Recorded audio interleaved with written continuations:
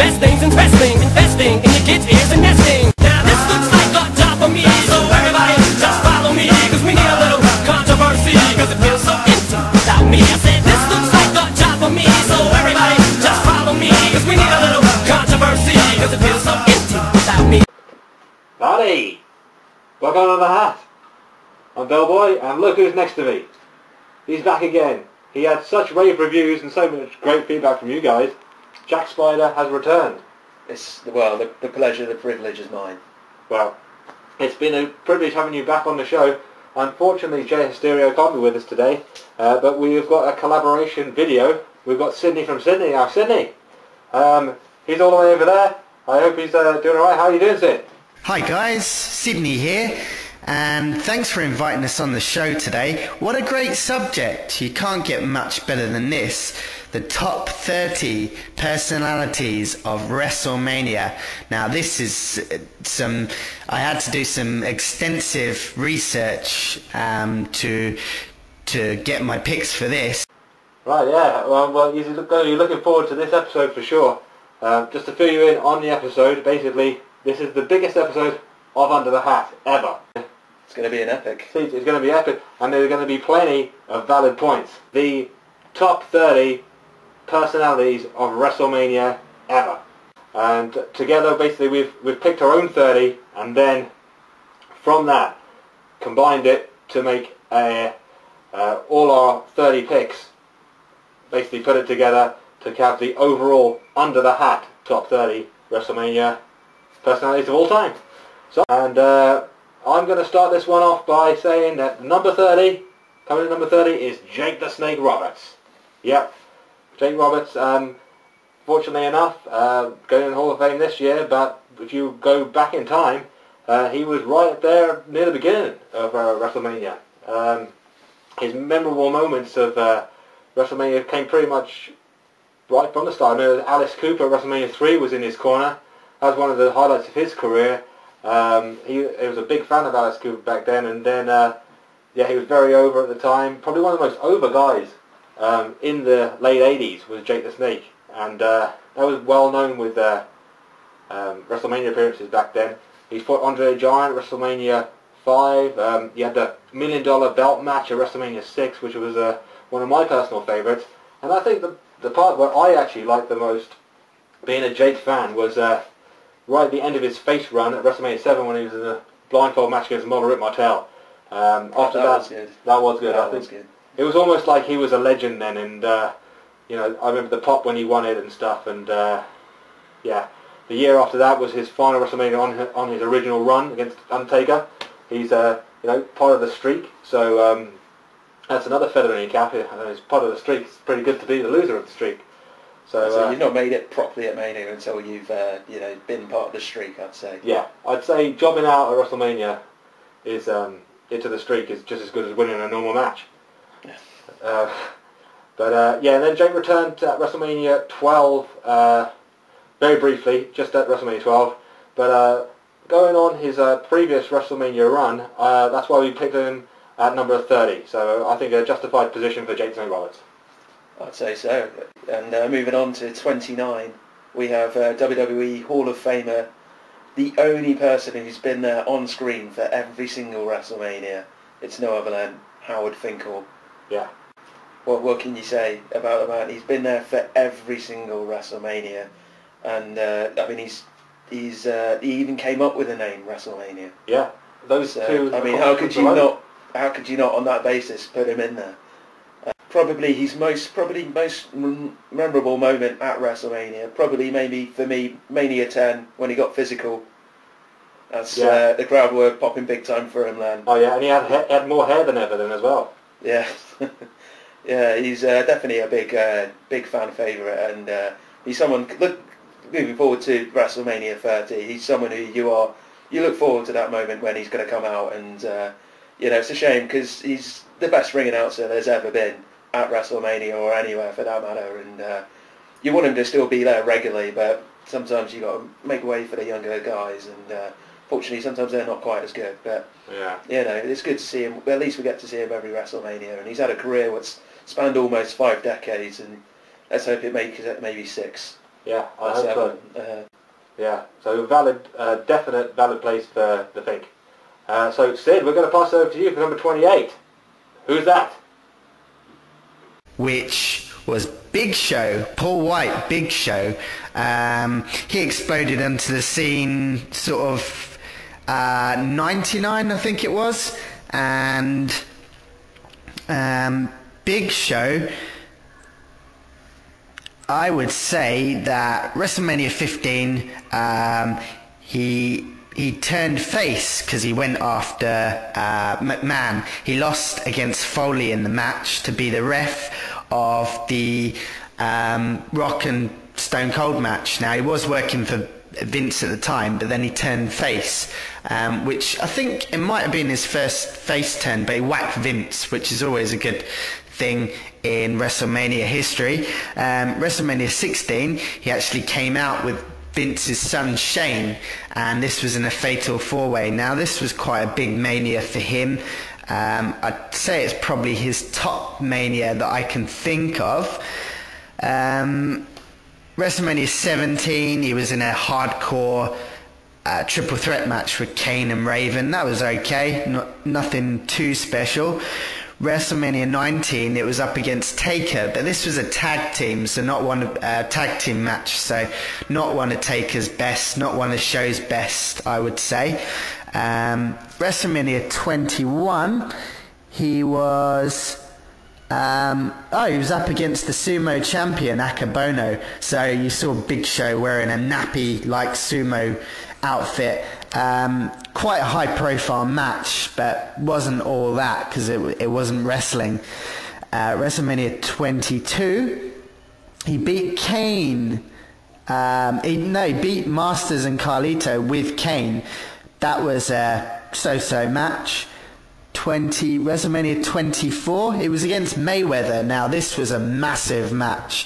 Floyd Mayweather, Money Mayweather was coming, and they'd had quite a good feud coming up to it.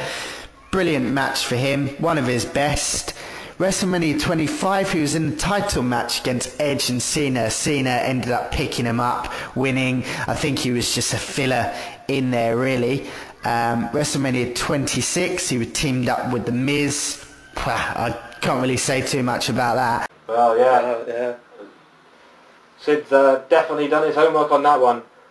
So on to number 27, and that is what I believe is probably the best backstage interviewer in the history of wrestling, in the history of pro wrestling, Mean Gene Okerlund.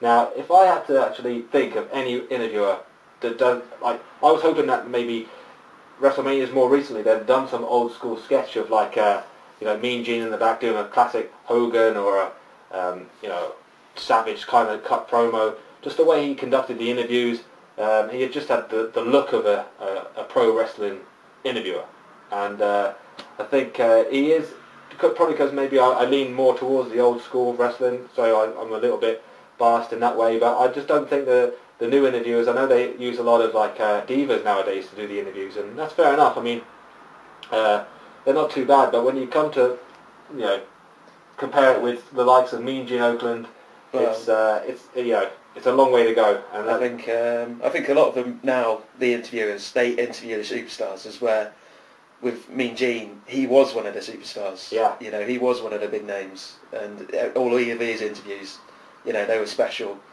Just for him being in them, it doesn't matter. It didn't ever matter who he was interviewing.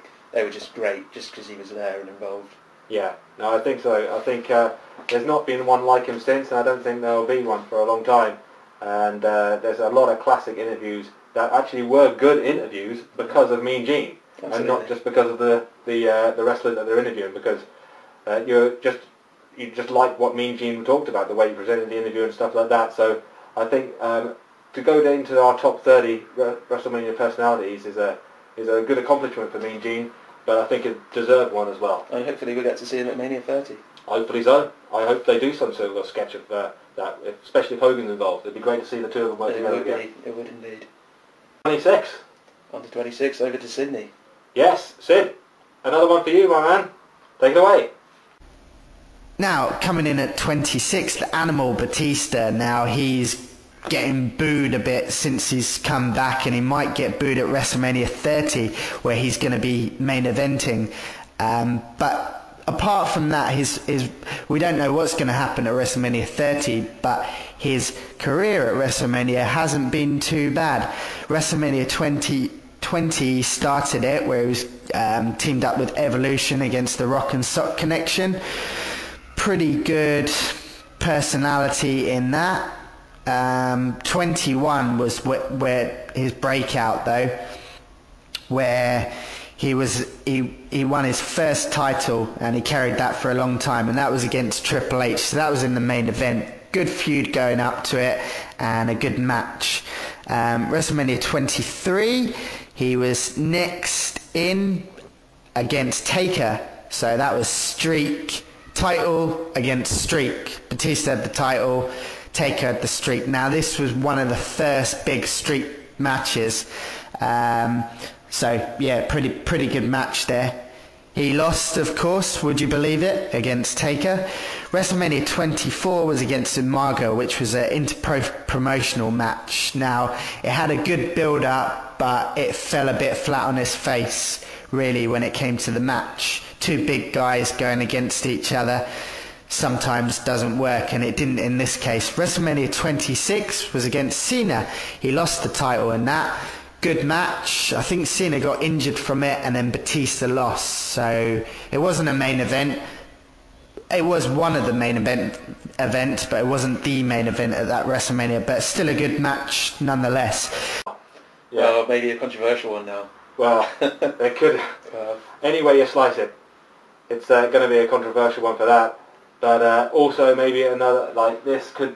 Yeah, it's a hard subject to talk about at the moment. Yeah, exactly. Yeah, maybe the less said the better, maybe. But yeah, moving on to another one, number 25. What's also perhaps another controversial one, as he's just very recently walked out of the company. CM Punk, in at number 25.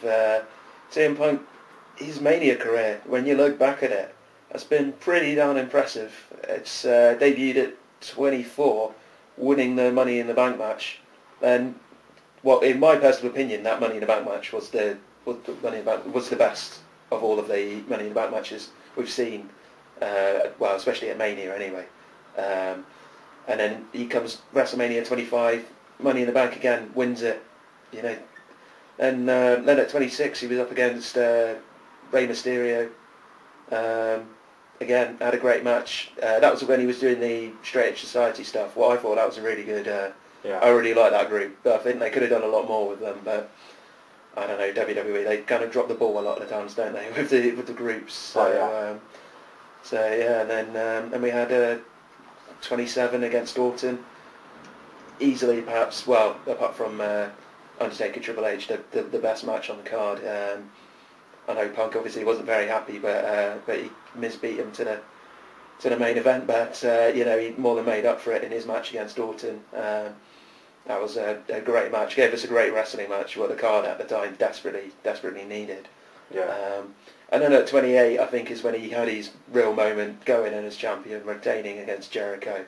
For me personally, Jericho is one of my favourites. So seeing two of my favourites against each other was absolutely epic, and it was a great match between the two. They're both two great wrestlers, and they put on an absolute great match, I'd say.